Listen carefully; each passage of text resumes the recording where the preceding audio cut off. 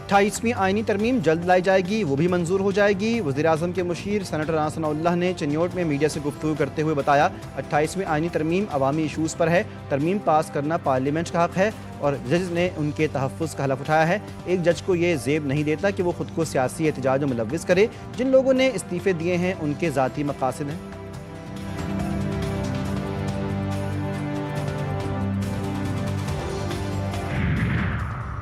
D I G traffic کی ای چالان کے جرمانوں میں کمی کی مخالفت، گاڑیوں اور موٹر سائیکلوں کی نمبر پلیٹ چھپانے پر ایف آئی آر کا اعلان۔ کراچی چیمبر میں خطاب کرتے ہوئے ڈی آئی جی ٹریفک پیر محمد شاہ نے کہا چالان کی رقم سے 2 سال کے اندر شہر کا نقشہ تبدیل ہو جائے گا۔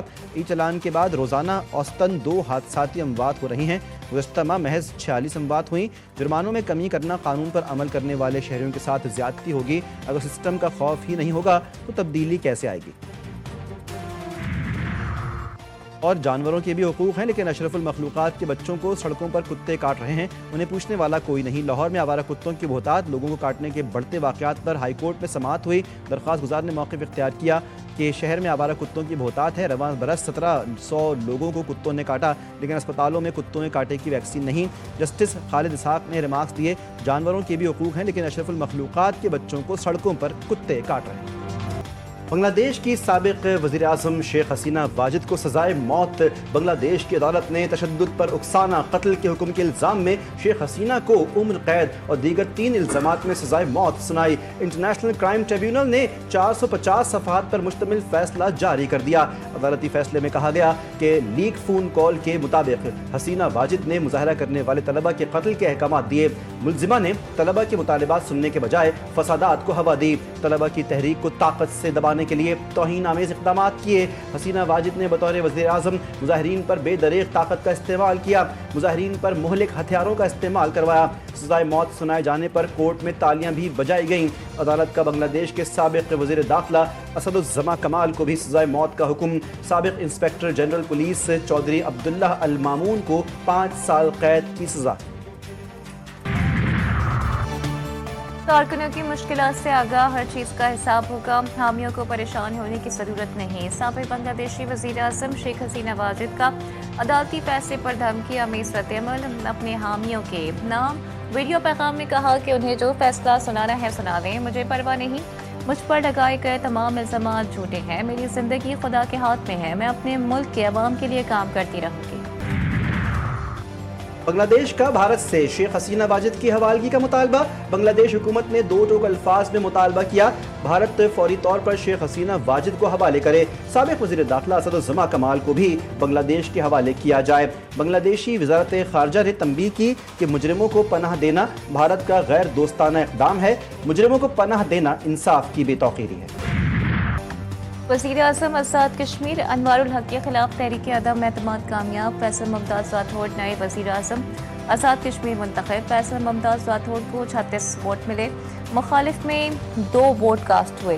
آزاد کشمیر قانون ساز اسمبلی کا اجلاس اسپیکر چودھری لطیف اکبر کی زیر صدارت ہوا، 53 اراکین کے بعد میں 44 ممبران حاضر، 9 غیر حاضر رہے۔ پیپلز پارٹی کے رکن اسمبلی قاسم مجید نے تحریک عدم اعتماد ایوان میں پیش کی۔ نئے وزیر اعظم کی علم برداری کل ہوگی۔ نومنتخب وزیر اعظم آزاد کشمیر راجہ فیصل ممتاز راٹھوڑ کہتے ہیں ایکشن کمیٹی حقیقت ہے جسے تسلیم کرنا ہوگا، عوام کے مسائل کو وسائل کے اندر رہ کر حل کرنا ہے، کچھ مسئلے حل ہو سکتے تھے جس میں تاخیر ہوئی۔ کابینہ کا شکریہ جس نے میری آزادی کے پروانے پر دستخط کیے، چودھری انور الحق کا آزاد کشمیر کی قانون ساز اسمبلی سے الوداعی خطاب، کہا کہ یہ کیسے ہو سکتا ہے کہ ایک شخص ہی آئین اور انتظامی ڈھانچے کی تباہی کا ذمہ دار ہو، کیا میری کابینہ کے ممبران اس کے ذمہ دار نہیں؟ بارہا کہا کہ میری موجودگی میں تقسیم کشمیر کا کوئی فارمولہ نہیں ہو سکتا، مہاجرین کی نشستوں کو ختم کرنے پر دستخط کرتا تو یہ میری سیاسی موت تھی۔ کراچی پاکستان کا روشنیوں کا شہر ہے اور یہاں پر ریلوے جو ایک مسیدہ نظام بن چکا تھا، ٹریڈ سسٹم کو بھی آپ پوری طرح آرگنائز کر رہے ہیں، ہر کول کو ٹرانسپورٹ کرنے کے لیے وفاق اور سندھ گورنمنٹ کا ایک اشتراک ہے، 50-50 ہم اس میں انویسٹمنٹ کر رہے ہیں، جو رقوم آپ کو درکار ہیں انشاءاللہ وہ فی الفور وہ آپ کو ہم دلوائیں گے۔ سینٹرل ایشیا میں بے پناہ ایپیٹائٹ ہے کہ وہاں پر ریلوے کے نظام کو استوار کیا جائے۔ कराची रोशनियों का शहर है, लेकिन यहाँ का रेलवे का निज़ाम बोसीदा हो चुका। रेलवे के सूबों के साथ इश्तराक के मस्बत नताइज सामने आएंगे।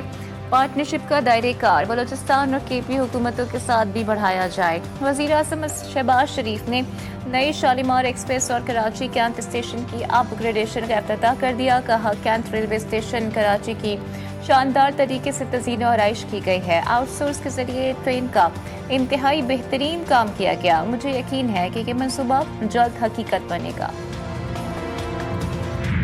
वो लोग जो कि पाकिस्तान में नए सूबे बनाने के मुखालिफ हैं और 18वीं तरमीम को नहीं चाहते कि वो रोल बैक को ख़त्म हो, मैं आपको ये कहना चाहता हूँ बिल्कुल वसूख से कि अगर आपने लोगों को MQM के इस आईनी तरमीम की हिमायत करके इसको लोगों को इख्तियारात और वसाइल नीचे नहीं दिए तो सूबा फिर पाकिस्तान में बनेगा, नागुज़ीर हो जाएगा। पीपल्स पार्टी ने बल्दियाती निज़ाम से मुतालिक बिल पर बात ना की तो 18वीं तरमीम खत्म होगी, सिंध में सूबा भी बनेगा। MQM पाकिस्तान के रहनुमा मुस्तफ़ा कमाल की पीपल्स पार्टी पर तनकीद। कहा कि आने वाले महीनों में बल्दियाती निज़ाम से मुतालिक तरमीम आएगी और मंजूर भी होगी। जिस तरह आप 18वीं तरमीम का क्रेडिट लेते हैं, बल्दियाती निज़ाम से मुतालिक तरमीम का भी क्रेडिट लें। कराची दूध देने वाली गाय है, इसे चारा नहीं दोगे तो कैसे चलेगा।